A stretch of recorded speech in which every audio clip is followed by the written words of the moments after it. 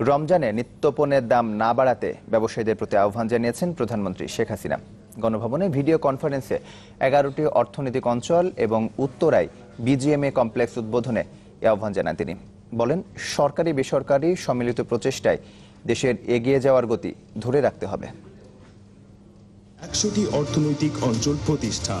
সারা দেশে 100টি বিশেষ অর্থনৈতিক অঞ্চল প্রতিষ্ঠার অংশ হিসেবে গণভবন থেকে ভিডিও কনফারেন্সে চট্টগ্রামের বঙ্গবন্ধু শিল্পনগর সহ 11টি অর্থনৈতিক অঞ্চলের উদ্বোধন এবং 13টির ভিত্তিপ্রস্তর স্থাপন করেন প্রধানমন্ত্রী শেখ হাসিনা। এ সময় আনুষ্ঠানিকভাবে উদ্বোধন করা হয় বেশ কিছু অর্থনৈতিক অঞ্চলের বাণিজ্যিক কার্যক্রম। এর আগে সূচনা বক্তব্যে ভূমি অধিগ্রহণে ক্ষতিগ্রস্তরা যেন দ্রুত অর্থ ও বিকল্প জমি পান তা নিশ্চিত করার নির্দেশ দেন প্রধানমন্ত্রী।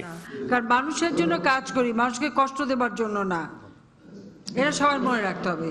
আর যারা ব্যর্থ হবে তাদের সব ইন্ডাস্ট্রি বন্ধ করে দেবো, যেটা আমরা করব। আর ওখানে যারা ক্ষতিগ্রস্ত তারা তো টাকা পাবেই, তাদের বিকল্প জায়গারও ব্যবস্থা করে দিতে হবে। আর সেই সাথে সাথে তাদের পরিবার যাতে কাজ পায় সেটাও করতে হবে। শেখ হাসিনা বলেন, দেশের অর্থনীতি চাঙা রাখতে বেসরকারি খাতকে সবচেয়ে বেশি সুবিধা দেওয়া হচ্ছে। চলমান অগ্রযাত্রায় সরকারি বেসরকারি খাতকে একসাথে কাজ করার আহ্বানও জানান তিনি। আমাদের কাজ হচ্ছে সব সুযোগটা সৃষ্টি করে দেওয়া এবং অবকাঠামোগত যে সুযোগগুলি একান্ত প্রয়োজন আমরা করে দিচ্ছি। আর বেসরকারি বিনিয়োগ আর এবং দেশি বিদেশি সবাই আসছেন। আমাদের এখন এগিয়ে যাওয়ার পালা। এই এগিয়ে যাওয়ার গতিশীলতা আমাদের ধরে রাখতে হবে, আর সেটা সম্ভব হবে সরকারি বেসরকারি খাত উভয়ের সম্মিলিত প্রচেষ্টায়। পরে দেশের 5 জেলার সাথে ভিডিও কনফারেন্সে যুক্ত হন সরকার প্রধান। ব্যবসায়ীদের প্রতি আহ্বান জানান, আসছে রমজানে চিনি, ভোজ্য তেল সহ খাদ্যদ্রব্যের দাম না বাড়ানোর।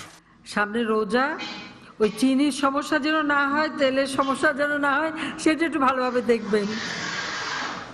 এটা এই অনুরোধটা থাকলো আমার সবার কাছে, এই অনুরোধটা থাকবে যে সেই রোজায় যেন কোনো খাবার জিনিসের দাম না বাড়ে আর কোনো সংকট দেখা না দেয়। পরে আলাদা অনুষ্ঠানে রাজধানীর উত্তরায় নবনির্মিত বিজিএমইএ কমপ্লেক্সের উদ্বোধন করেন প্রধানমন্ত্রী। আদালতের নির্দেশনা থাকায় আগামী 12 এপ্রিলের মধ্যেই ছেড়ে দিতে হচ্ছে কারওয়ান বাজারের সংগঠনটির বর্তমান কার্যালয়টি। শুভ উদ্বোধন ঘোষণা করছি। সাদবিন শফিক, চ্যানেল 24, ঢাকা।